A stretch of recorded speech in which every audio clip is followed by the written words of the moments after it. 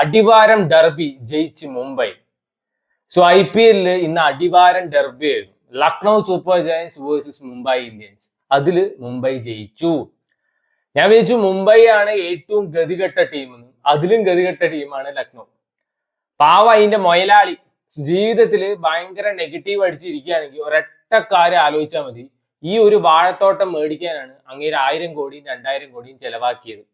ഗോയങ്ക മൊയലാളി, രാഹുൽ ശാപം, KL രാഹുലിന്റെ ശാപമാണ് തോന്നുന്നു. പിന്നീട് ഒരിക്കലും ഇങ്ങേരുടെ ടീം പച്ച പിടിച്ചിട്ടില്ല. അപ്പൊ KL രാഹുൽ പച്ച പിടിച്ചോ, അണ്ണനും പച്ച പിടിച്ചിട്ടില്ല.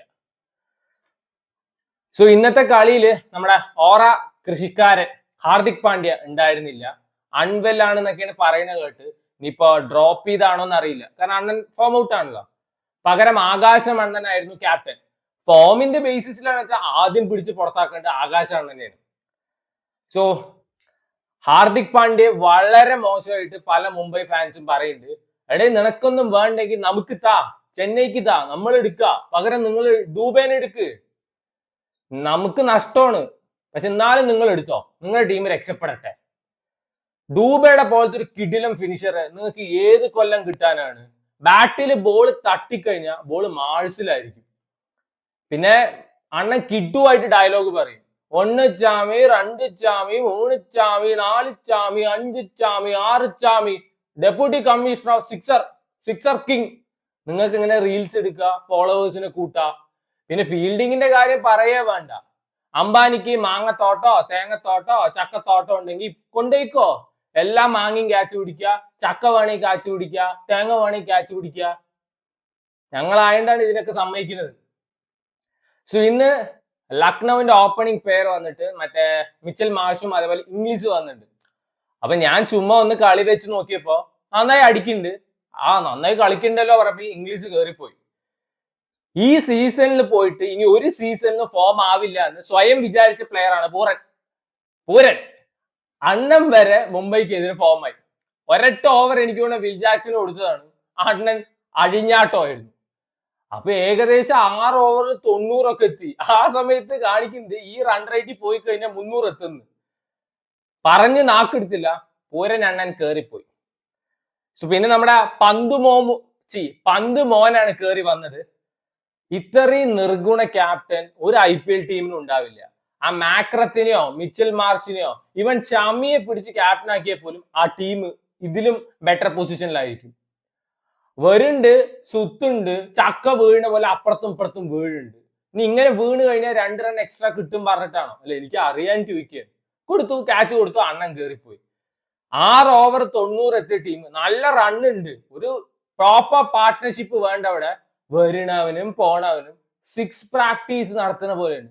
6 വരിക, 6 അടിക്കാൻ നോക്കുക, ഔട്ട് ആവുക, പോവുക. ഈ മറ്റേ യങ്സ്റ്റേഴ്സ് തൊട്ടിട്ട് സീനിയർ പ്ലേയേഴ്സ് വരെ. ഏതൊരു പയ്യൻ കമ്മത്ത അങ്ങനെ ഒരു പയ്യനും മാക്രോ ഒരു പാർട്ട്ണർഷിപ്പ് നിന്നുകൊണ്ട് 220 റണ്ണ് വരെ എത്തി. ഇല്ലെങ്കിൽ 150 കടന്നുണ്ടാവില്ല. മുംബൈക്ക് ഡെഫിനറ്റ്ലി ക്രെഡിറ്റ് കൊടുക്കണം. ദീപക് ചാറൊക്കെ തനി ചെണ്ടയാണ്, സ്റ്റിൽ ഡെത്ത് ഓവർ ആള് നന്നായി ചെയ്തിട്ടുണ്ട്.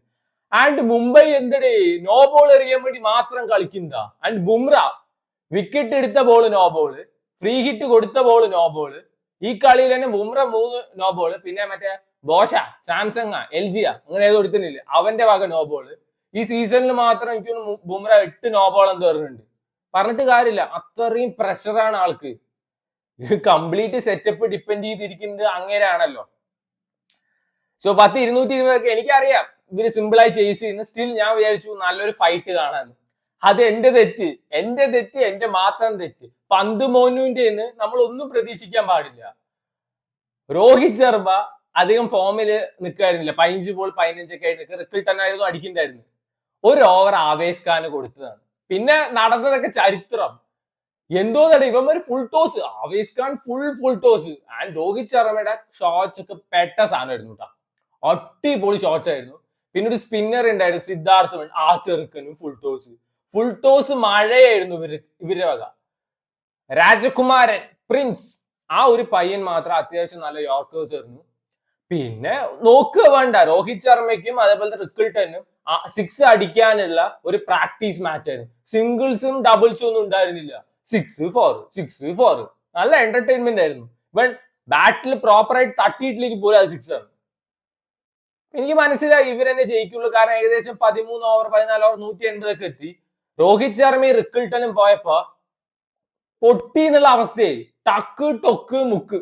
അവിടെ ഇരുന്ന് ബബിൾക്കം വായിൽ വെച്ചിട്ട് പശു അയവറക്കണ പോലെ കുറെ അയവറക്കുണ്ടായിരുന്നു ആകാശ് മണ്ണൻ. ക്യാച്ച് കൊടുത്ത അണ്ണൻ പോയി. ആ നമാൻ ദിറിന്റെ ക്യാച്ച് ആ ഇംഗ്ലീഷ് പിടിച്ചെന്ന് വെച്ചാൽ ഡെഫിനറ്റ് ആയിട്ട് ചിലപ്പോൾ മുംബൈ പൊട്ടിയിട്ട് തന്നെ ഉണ്ടാവും. ആ ക്യാച്ച് വിട്ടു, ആ ചെറുക്കൻ നിന്ന് അടിച്ചു, വിൽ ജാക്സൺ നിന്ന് അടിച്ചു, ജയിച്ചു. പറഞ്ഞിട്ട് കാര്യമില്ല.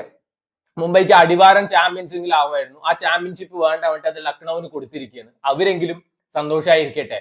ഇപ്പൊ ഗോയങ്ക മുതലാളി എനിക്ക് തോന്നുന്നു ഇപ്പൊ സന്തോഷമായി കാരണം അടിവാരം ചാമ്പ്യൻസ് ആയല്ലോ. ചെന്നൈയുടെ ഒപ്പം 2 കളിയുണ്ട്. ഈ നിലവാരത്തിൽ ദയവ് ചെയ്ത് കളിക്കണം. ഞങ്ങൾ എങ്ങനെയെങ്കിലും ഒന്ന് പ്ലേ ഓഫ് കയറി പൊക്കോട്ടെ.